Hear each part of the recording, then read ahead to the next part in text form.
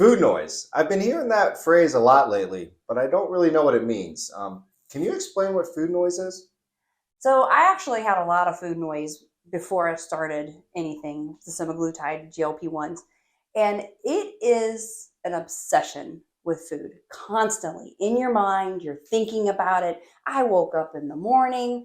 Okay, breakfast, lunch, dinner. Oh my gosh, I have a meeting at 11 o'clock. If I don't eat before then, I'm going to have to wait till 1 and I'm starving. But honestly, I wasn't even hungry at that point. But it's just your brain just constantly telling you, I need food, I need food, I need food. When am I going to have my next meal? What am I going to have? So you're just constantly obsessed with it. Okay.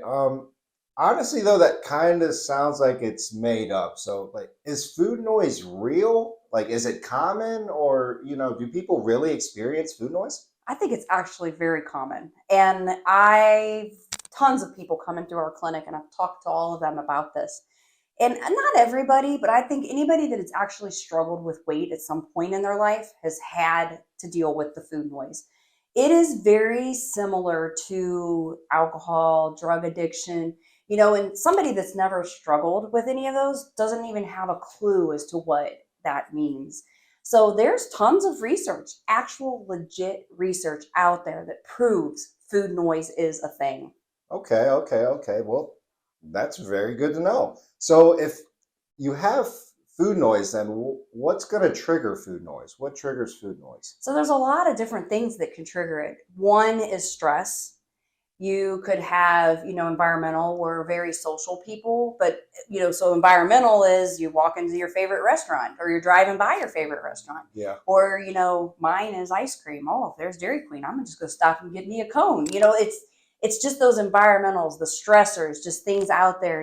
When we're stressed, hey, there's a candy jar there. What are we gonna do? Right. Or just habit, very habitual in what we do, especially our eating. So, me, I wasn't hungry. I wasn't even thinking about it. But then that obsession kick in. Oh, you're stressed. This is not going your way. You better eat that chocolate, or you Right. better stop and have that ice cream. Yeah. So it kind of sounds like it's almost like the smokers triggers, when they say Hmm. like they get in the car, they have to smoke, or Right. they do this and they have to Hmm. smoke. It's kind of like that then a little Exactly. bit. Exactly. Okay. Hmm. So what are your favorite ways to stop food noise? Because I know you said you've dealt with it before. So how did you cope with your food noise? So prior to semaglutide or semaglutide is what you hear different ways of saying it. But prior to those GLP-1s, you just dealt with it.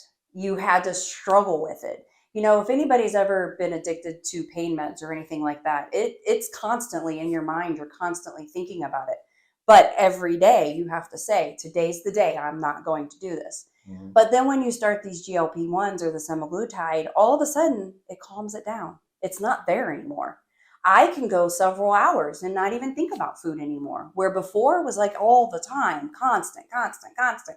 Now it's not there. And Okay. I never think about it. Last night, the family's like, oh, we should get ice cream. I'm like, you know what? No, I'm all right. That's my weakness. Yeah. But I actually said no, That's which good. made everybody else say no. Oh, So it was well, kind of there you cool. go. Yeah, Cause and change. That's right. amazing. So Hmm. you said semaglutide then is a huge reason that the food noise was subsided with you. How does semaglutide help fight food noise? So it actually triggers a spot in your brain that tells you you're not hungry, you're not craving, slows down your digestion so you can't eat as much. Hmm. And then it also gets rid of your insulin resistance. But just that plain fact of shutting that down in your brain where you're just not thinking about it, not obsessing about it. So it's a multifactorial way to calm Yeah. things down. It's kind of a little extra boost helping you in your times of weakness. Exactly. Very nice. Exactly. Very nice. So, what are the best tips that you have for somebody dealing with food noise? Talk to a therapist, start changing those habits. You have to change the habits. But one of the best things that you can do if you've struggled with weight, talk to a provider that is offering semaglutide or see if your primary care can get it for you. It is amazing. It's life changing. And once you're on it, you don't have to be on it forever.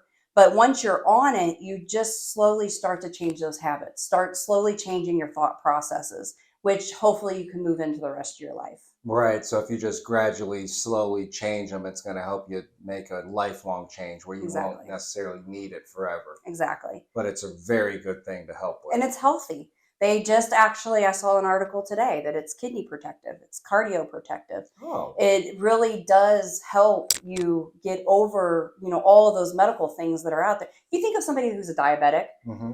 they have a lot of issues. They're obese, their kidneys go bad, their sight goes bad, their heart goes bad, blood vessels, all of these things go bad. If this is something that we can give a diabetic, why not prevent the diabetes from even happening in the first place by giving a medication that's going to be effective?